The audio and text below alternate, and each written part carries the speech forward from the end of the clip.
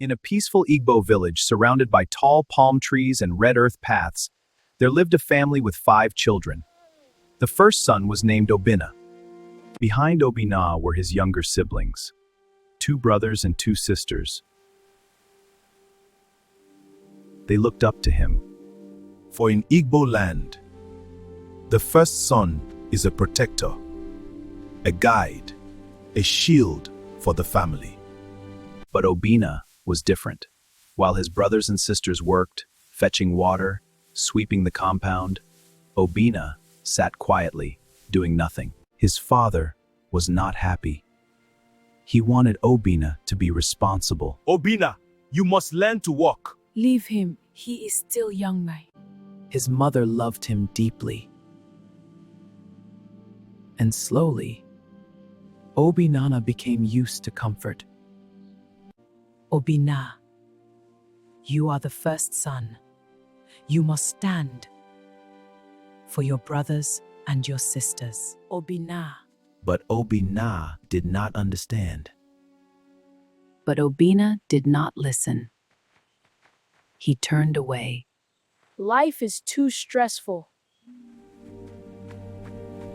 One hot afternoon, his mother went to the farm. On her way back, with food in her hands, she suddenly felt weak. She fell. She was gone. The house became quiet. The laughter disappeared. Their mother was gone.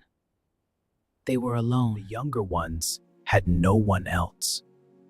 They looked at Obinna for guidance, for protection. They needed him. But Obinna was afraid. He did not want the burden. So instead of standing, he ran away.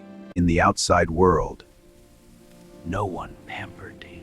If he did not work, he did not eat. And slowly, Obinna began to understand. In the quiet of the night, he remembered his mother's voice. Obinna. You must stand like a shield for your brothers and your sisters. Obinna stood up.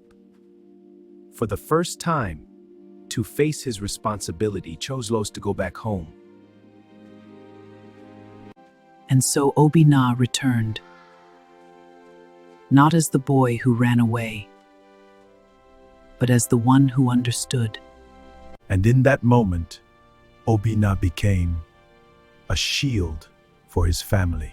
Agaracha ga-alaghachi. Onye bara osonulo ya ga-alaghachi meya. He who runs away from his responsibility must return to it.